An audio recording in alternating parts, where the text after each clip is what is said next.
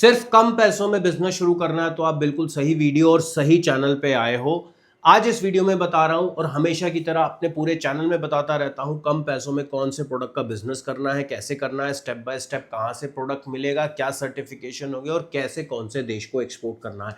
इस वीडियो में बात करेंगे हम जूट बैग्स की। जूट बैग्स, भाई जूट बैग्स की इंडिया में मोनोपोली है। मतलब इंडिया जो है पूरे वर्ल्ड को एक्सपोर्ट करता है, कोई दूसरा देश उसके आगे स्टैंड ही नहीं करता। तो सबसे बड़ी बात क्या है, मार्जिन अच्छे हैं, कोई दूसरा देश ही नहीं, कंपटीशन ही नहीं है। और वेस्ट बंगाल सबसे बड़ा हब है और अब तो हर स्टेट वाइज जूट बैग बनते चले जा रहे हैं। सबसे पहले जब भी आपको किसी भी बिजनेस की शुरुआत करनी है तो स्टेप वन क्या होगा? स्टेप वन मुझे ये पता होना चाहिए। भाई देखो, सीधी सी बात है, कितने तरीके के जूट बैग्स होते हैं और वो कहाँ यूज होंगे। जूट बैग का मतलब सिर्फ थैला नहीं है, याद रखिए, सिर्फ थैला नहीं है, इसमें भी अलग अलग वैरायटी है। चलो शुरुआत करते हैं इस वीडियो की।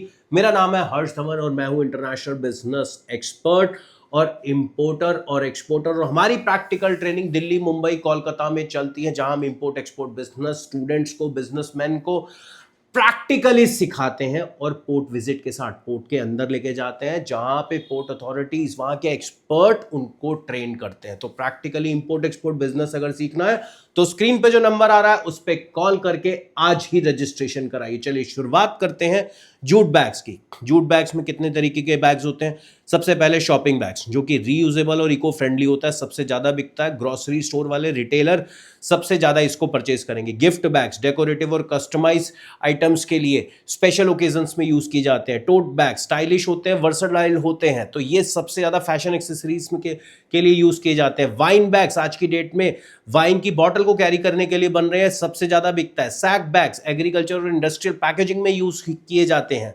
लंच बैग्स कॉम्पैक्ट होते हैं, इंसुलेटेड डिजाइन होता है, डेली यूज के लिए। प्रमोशनल बैग कस्टमाइज ब्रांडिंग के लिए यूज किए जाते हैं, गिफ्ट्स के लिए और कॉर्पोरेट इवेंट्स के लिए यूज किए जाते हैं। अब हम बात करते हैं कि जूट बैग में आपकी इन्वेस्टमेंट कितने लगेगी। अरे मात्र 25,000 रुपए, मात्र 25 से 30,000 रुपए है क्या भाई? मार्केट में जाओ, खरीदो, 50 से 100 रुपए का एक जूट बैग है। और अगर किलो के भाव लोगे, बल्क में लोगे तो और सस्ता लोगे।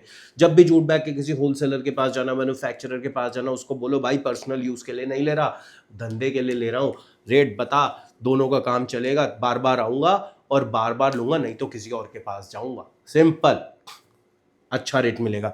इसके बाद बात करते हैं, अगर मैन्युफैक्चरिंग यूनिट डालनी है तो 2 से 3 लाख का खर्चा है। मशीनरी की कॉस्ट सिर्फ इतनी लगेगी। रॉ मटेरियल 1 से 2 लाख लगा लो, लेबर कॉस्ट 2 लाख लगा लो, मार्केटिंग की कॉस्ट 1 से 2 लाख लगा लो, टोटल इन्वेस्टमेंट 7 से 12 लाख में बैठेगी। लेकिन अभी मैन्युफैक्चरिंग यूनिट नहीं डालनी। क्यों? एक्सपेंसिव है भाई, क्यों डालनी? अभी 25,000 से 50,000 में स्टार्ट करो। अब सबसे बड़ी बात, कौन से देशों को टारगेट करूं ये भी तो पता होना चाहिए। सबसे पहले यूएसए को टारगेट करो, सबसे ज्यादा प्रॉफिटेबल मार्केट है, मोटे पैसे मिलते हैं। प्रमोशनल बैग सबसे ज्यादा लेंगे, कस्टमाइज शॉपिंग बैग सबसे ज्यादा लेंगे। यूके को टारगेट करो, टोट बैग, गिफ्ट बैग और जितने भी प्रिंटेड डिजाइन के बैग इसको दे सकते हो बिल्कुल दो, मोटे पैसे बनेंगे। जर्मनी इको फ्रेंडली सैक्स आपसे लेगा और शॉपिंग बैग्स लेगा। ऑस्ट्रेलिया फैशनेबल टोट और लंच बैग्स आपसे सबसे ज्यादा लेगा। यूएई लग्जरी गिफ्ट और प्रमोशनल बैग्स आपसे लेगा। अगर मैं पैकेजिंग की बात करूं, अब भैया माल भेजूंगा कैसे? माल खरीद तो लिया, भेजना भी तो है, तो भेजने के लिए पैकेजिंग कौन कौन सी यूज़ होगी? पैकेजिंग में पॉलीप्रोपाइलिंग रैपिंग करके देनी पड़ेगी, जो कि मॉइस्चर से आपके इस जूट बैग को बचाएगा। कोरुगेटेड बॉक्सेस में उसके बाद पैक कर देना। बल्क बैकिंग करनी हो तो वो भी हो सकती है। इंडस्ट्रियल यूनिट्स जो है वो आपसे बल्क पैकिंग में ये माल उठाएंगी। इसके बाद कस्टमाइज पैकेजिंग करनी पड़ सकती है एज पर बायर डिमांड। इसके लिए भी रेडी रहो, उसके एक्स्ट्रा चार्ज देगा बायर। तो मतलब आम के आम, गुठलियों के दाम।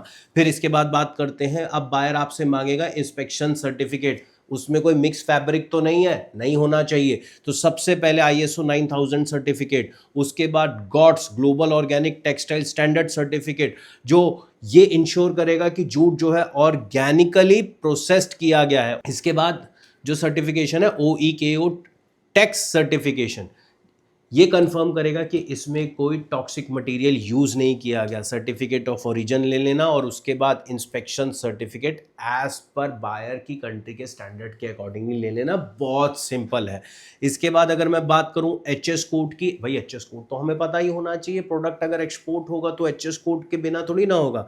630510 ये बैग्स का है। और सबसे बड़ी बात, अलग अलग वैरायटी के अलग अलग क्वालिटी के एचएस कोड में डिफरेंस भी हो सकता है। तो जब भी कोई भी प्रोडक्ट एक्सपोर्ट करो, एचएस कोड की लिस्ट एक बार ज़रूर वेरीफाई करना। इसी के साथ साथ अगर मैं बात करूं कि भैया इसमें रिस्क क्या होगा, सबसे बड़ी बात देखो यार, ये वेदर डिपेंडेंस प्रोडक्ट है, समझ आया। तो रॉ जूट की जो क्वालिटी है वो डिपेंड करता है मॉनसून की कंडीशन पे, तो रेट का में के इसमें ऊपर नीचे हो सकता है। मॉइस्चर से बचा के रखना है, मॉइस्चर दुनिया की हर चीज को डैमेज कर लेता है, तो पैकेजिंग पे आपको बिल्कुल फोकस करना है। डिमांड में आपको 4-5 देश पकड़ने पड़ेंगे, एक देश से काम नहीं चलेगा। एक देश में डिमांड आएगी, उसके बाद थोड़ी सी स्लो होगी, फिर दूसरे देश में आएगी, वहां स्लो होगी, फिर इस देश में आएगी, ऐसे डिमांड चलती रहेगी और घूमती रहेगी। तो इसीलिए 4 से 5 देशों को टारगेट करना है। अब अगर मैं बात करूं कौन से स्टेट से इंडिया में मिलेगा, भाई वेस्ट बंगाल पूरा हब है जूट बैग्स का, आसाम पूरा हब है, हाई क्वालिटी के जूट फाइबर प्रोडक्शन वहीं पे ही हो रहा है, ओडिशा पूरा हब है, बिहार पूरा हब है, आंध्र प्रदेश पूरा हब है। तो यहां से जाके देख सकते हो। कोलकाता चले जाइए, बड़ा बाजार आपको इजीली मिल जाएगा, क्योंकि भाई देखो कोलकाता और वेस्ट बंगाल बहुत बड़ा हब है। फैंसी बाजार कोलकाता में जाओगे वहाँ पे भी मिल जाएगा, दिल्ली में सदर बाजार जाओगे वहाँ पे भी मिल जाएगा, चेन्नई मार्केट में जाओगे वहाँ पे भी मिल जाएगा, केरला जाओगे वहाँ पे भी मिल जाएगा, इवन हरियाणा जाओगे तो पानीपत में भी मिल जाएगा। तकरीबन हर स्टेट और सिटी में आपको ये जूट बैग मिल जाएगा। अब इसके बाद जब सारी चीज़ें कंप्लीट कर लेना, फर्म वगैरह बनाने के बाद जूट एक्सपोर्ट प्रमोशन काउंसिल की मेंबरशिप भी ले लेना, ये मेंबरशिप बहुत ज़रूरी है। और हैंडीक्राफ्ट किल में एक और है एक्सपोर्ट प्रमोशन काउंसिल और हैंडीक्राफ्ट, इन दो एजेंसीज की, इन दो काउंसिल की आप मेंबरशिप ज़रूर ले लेना, आपको बहुत हेल्प मिलेगी और ये मेंबरशिप लेनी मैंडेटरी है। ये थी पूरी इन्फॉर्मेशन जूट बैग्स की। और भी कुछ जानना चाहते हो तो कमेंट बॉक्स में टाइप करके बताओ। हर बार आऊँगा एक नए वीडियो में, एक नया बिजनेस सिखाऊंगा और इंपोर्ट एक्सपोर्ट बिजनेस आसान और सरल भाषा में आपको सिखा के जाऊँगा। इस वीडियो में इतना ही, मिलता हूँ अगले वीडियो में, तब तक के लिए जय हिंद।